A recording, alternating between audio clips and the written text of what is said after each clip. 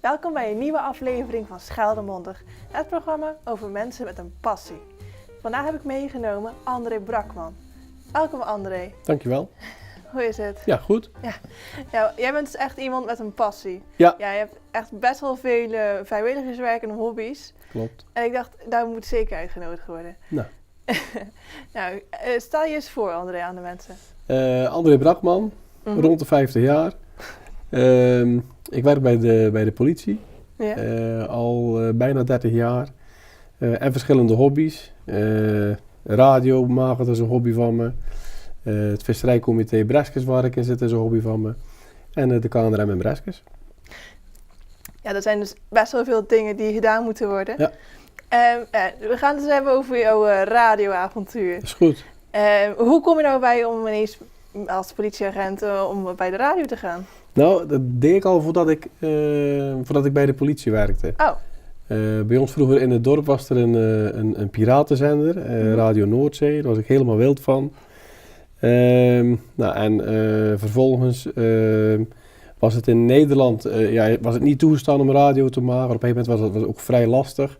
En toen waren er radiostations in België, net over de grens, die hun antennes richten op Nederland. Nou, en daar ben ik toen verzeild geraakt. Dus dat was toen ik ongeveer een jaar of 15, 16 was. En ik doe dat nog steeds. Nou, kijk eens aan. Dat is best wel lang dus. Ja. En hoe kwam je dan mee in Scheldemond terecht? Scheldemond draaide op een gegeven moment vanuit Breskes. En dat was in 94 volgens mij toen het opgestart is. En in 96 ben ik bij Scheldemond terechtgekomen.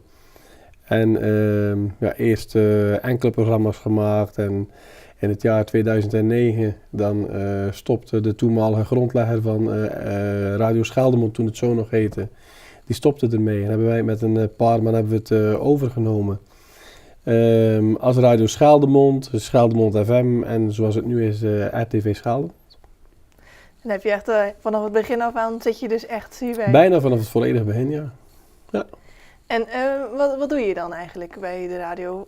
Wat voor programma's heb je gemaakt? Ik maak, vroeger in België was het echt meer op het piraten gericht. Dus was het veel Nederlandstalige muziek. Dat doen we nog wel, maar er is veel meer bijgekomen. Ik maak een programma op de zaterdagmiddag tussen 12 en 4. Tussen 12 en 2, sorry. En dan de zaterdagavond de regiowijzer, muziek en regionale informatie. Van evenementen wat er in de streek allemaal te beleven is. En de weekenddiensten voor huis- en tandartsen komt daarin voorbij. En dan om de zoveel tijd, en dat doen we eigenlijk met alle collega's, dat is wel leuk. Dat geeft ook een beetje de samenhang in het team aan. Doen we met z'n allen het verzoekplatenprogramma op de zondagmiddag tussen 12 en 2.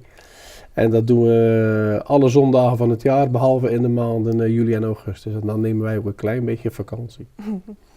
En wat vind je nou het leukste programma om te maken? Ik doe er nog eentje op de vrijdagmiddag. De Gouden Vrijdagmiddag gebeurd is. Met 4 collega's doen we dat. En dan draaien we alleen maar muziek uit de jaren 60, 70 en 80. En alleen hits uit dat jaar. Dus alleen bekende platen. En dat is toch wel een beetje... althans waar ik vind dat ooit de mooiste muziek gemaakt is. Dus ja, daar kan ik echt helemaal mijn ei in kwijt. Dan kan ik echt, want je maakt programma's voor de mensen. Dus je probeert te draaien waarvan je denkt dat de mensen het leuk vinden. En ik moet eerlijk zeggen, op de vrijdagmiddag draai ik ook wel een beetje de muziek die ik zelf heel erg leuk vind. Ja, dat is natuurlijk wel vaak bij een radiomaker misschien. Eigenlijk, dat denken heel veel mensen. Maar wij hebben bij RTV Scheldemond hebben we er wel lang over nagedacht. Wat gaan wij doen met de radio? Want wij kunnen proberen om bijvoorbeeld de Radio 538 te imiteren. En met alle respect, wij zitten in een vergrijzend stukje Nederland. Dus als wij als lokaal radiostation het format van 538 gaan handhaven, dan denk ik niet dat er veel luisteraars luisteren. En dat gaat ook geen adverteerders trekken. Nee, maar wat voor format gebruik je nu dan? Nou, wij draaien op primetime uren. Dat wil zeggen vanaf 's ochtends 8 tot 's avonds 6 draaien we met uitzondering van de zondag volgens een vast format. En dat betekent dat we beginnen altijd met een plaat uit de jaren 60 of 70. Nou, en dan zie je dat constant terugkomen. Wij draaien ook maar 1 plaat uit de Nederlandse top 40 per uur. En 2 of 3 Nederlandstaligen in een uur. En de rest is wel heel veel bekende muziek, maar ook heel veel wat gouden oude platen. Ja, dat is iets heel anders. Dus, maar dat is wel goed. Maar het RTV Geldermond, dat gaat ook op locatie. Dus Ja. Soms hoor ik het heel anders ook. Ja, dat klopt. En dan wijken we ook af van het format, omdat we dan ons echt richten op het evenement. Waar we elk jaar zijn, dat zijn de visserijfeesten in Breskens en de jaarmarkt in Groede. Voor ons hartstikke leuk om te doen en om als radiostation naar buiten te treden. Voor ons, wat wij doen is vaak onzichtbaar. Mensen zetten een radio aan en daar horen ze, als het goed is, horen ze er iets uitkomen. Maar het is anders dan televisie. En het is voor ons de kunst om hetgeen wat wij beleven op zo'n locatieuitzending, om dat over te brengen via de radio bij de mensen in de huiskamer. Het is eigenlijk moeilijker, hè? Want je hebt geen beeld. Dus Nee. iedereen moet maar horen wat het is. Ja, het beeld wat wij hebben, het visuele beeld, is de bedoeling om dat bij de mensen binnen te krijgen. En dan moet je het eigenlijk zo voor ogen zien dat als de mensen eigenlijk hun ogen dicht doen, dat ze eigenlijk meegenomen worden over de visserijfeesten of door het dorpje Groede of waar dan ook de locatieuitzending vandaan komt. En ga je ook altijd mee op de locatieuitzendingen? In Groede ben ik er altijd bij. En andere locatieuitzendingen ook 9 van de 10 keer. Alleen Breskens, ja, dan zit ik bij het comité van de visserijdagen en dan gaat dat niet. Maar we hebben een ervaren ploeg, we hebben een enthousiaste ploeg. Er zit ook wat jonge aanwas bij, dus wat dat betreft kunnen we redelijk garanderen dat we dit voorop een hele poosje kunnen volhouden. En weet je alweer wat de toekomstplannen zijn voor het Geldermond? Nou, voorlopig willen we dit echt wel blijven doen. En het hangt wel een beetje af van hoe ziet de toekomst eruit qua techniek. Vormen van bijvoorbeeld digitale uitzending denken we over na. Dat kan via DAB zijn, dat kan via het internet zijn. Het is afwachten wat 5G of misschien wel 7G, weet ik veel, als overplat. Ik ben niet zo onderlegd op dat gebied. Maar dat geeft misschien ook mogelijkheden en dan is het aan ons en eigenlijk dan aan het bestuur om te kijken van, samen met de mensen van de technische club, wat is voor ons de beste keuze die we kunnen maken voor RTV Geldermond.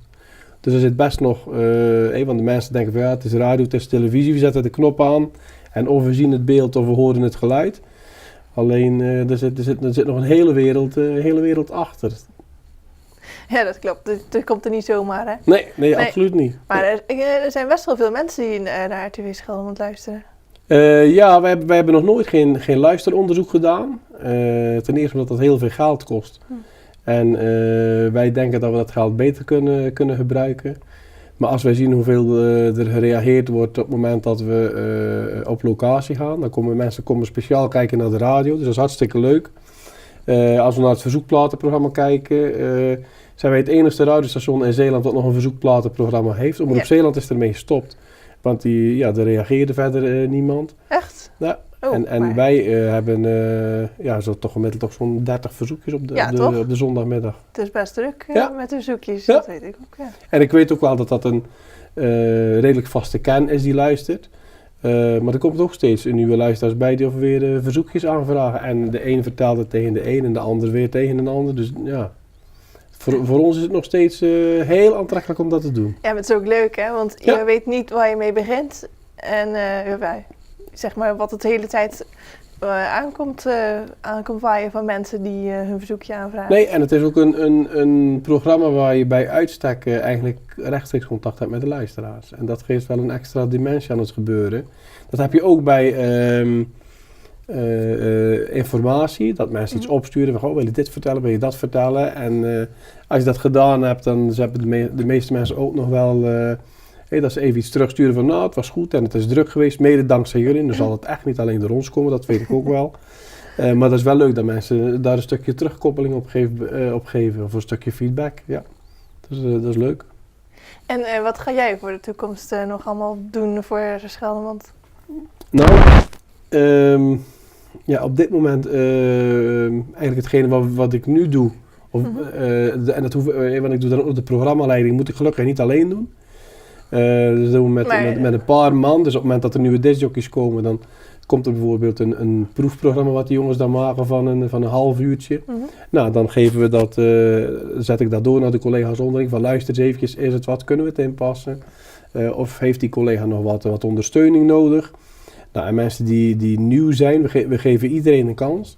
Maar we zetten niet iedereen die bij ons begint gelijk op primetime uren. Daar hebben we in de avonduren nog een paar uren vrij. En dan kunnen mensen daar beginnen om ervaring op te doen. En dan coachen we ze ook en dan zeggen ze van, goh, let hier eens op, let daar eens op.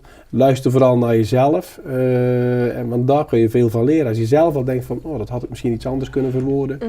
Nou, dan zijn dat mooie leermomentjes die in het terugbeluisteren van je eigen programma zitten. Maar je zei dus dat je de programmaleiding ook doet. Maar wat betekent dat? Wat houdt dat in? Onderling, het woord programmaleiding klinkt zwaar, maar ja, daarom. We hebben het dan onder andere over, stel dat we met 4 of 5 man zijn die of zeggen van dat of dat, die collega die kan er wel bij.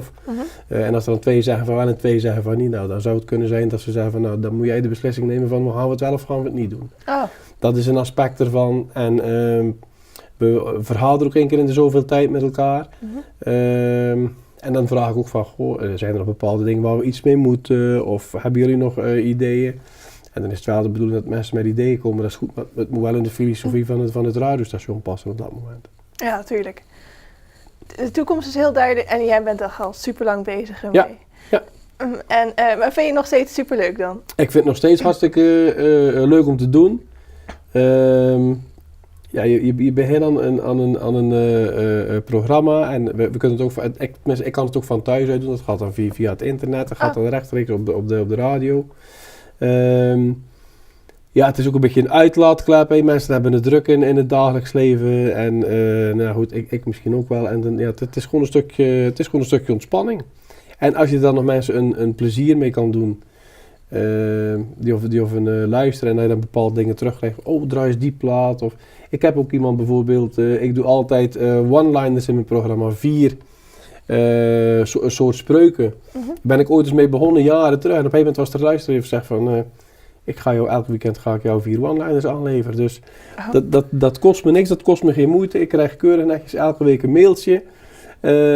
En dan wordt dat, en dan lees ik dat voor. En die meneer die dat doet, Henny, die zet er ook nog een muzikale suggestie bij. Dus ik heb 1 item in de show, daar hoef ik niks voor te doen. Dat wordt gewoon door de luisteraar kant en klaar aangeleverd. Nou, dat is hartstikke leuk, hè? Ja, klopt, dat is heel leuk. Interactie met... Ja, precies, ja. Dan heb je wel vaste luisteraars. Ja, nou goed, dat hoor je ook van mensen terug. En ook echt fans?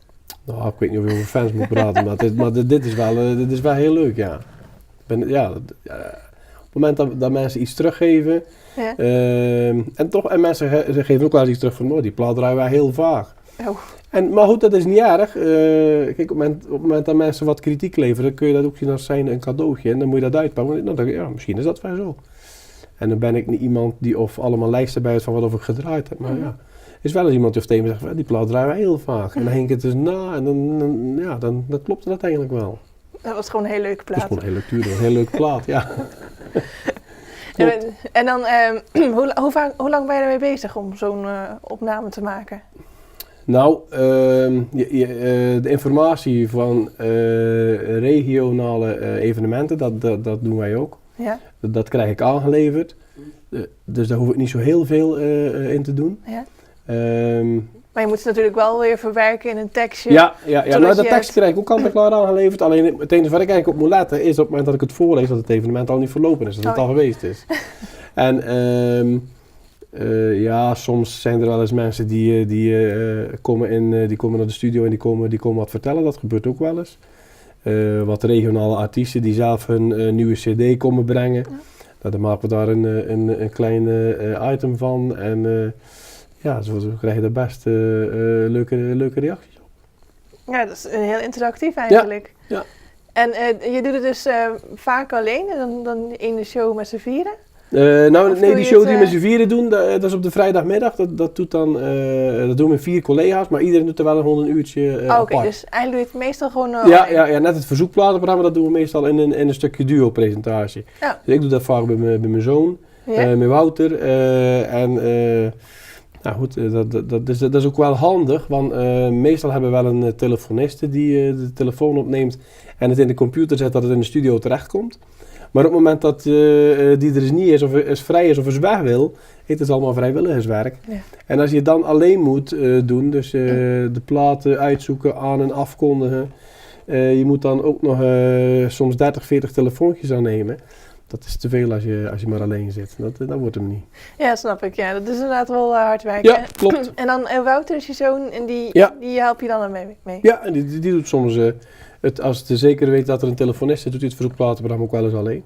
Oh. En die heeft ook een programma voor zichzelf op de Donderhaven. Oh, wat leuk. En wat Ja. is dat dan? Hij is de jongste van de club. Ja. Hij draait platen in blokken van 3 en die kondigt hij dan af en die kondigt hij aan. Mhm. Nou goed, en zo kunnen ze een beetje ervaring op doen. En inmiddels doet hij dat denk ik 1,5 jaar. Ah. Dus nou, dat gaat goed. Dus als er nog meer jonge mensen zijn die kijken en die ook zoiets willen doen, nou, we kunnen altijd kijken wat we voor elkaar kunnen betekenen. Ja, dat is hartstikke leuk. Ja. En voor alle leeftijden dus die Ja. langs kunnen beginnen. Misschien wel een nieuwe hobby ontdekken. Ja, precies. Maar goed, ja, dat telt voor radio, maar dat gaat ook voor televisie natuurlijk. Ja, We tuurlijk, zijn ja. met z'n allen en we proberen iets te doen voor de samenleving in West-Vlaanderen. Ja. En iedereen die daarbij wil helpen, op welke manier dan ook. Nou, welkom. Ja, ik denk dat ik het ook een hele mooie afsluiting vind. Nou, hartstikke goed. Ik wil je hartstikke bedanken voor je gesprek. Nee, jij hartstikke bedankt voor de uitnodiging. Ik vond het hartstikke leuk. Ja, ik ook. Heel gezellig. En tot bij de radio, hè. Ja, dat is goed. Hierbij wil ik jullie hartelijk danken voor het kijken. En tot de volgende keer. Fijne dag.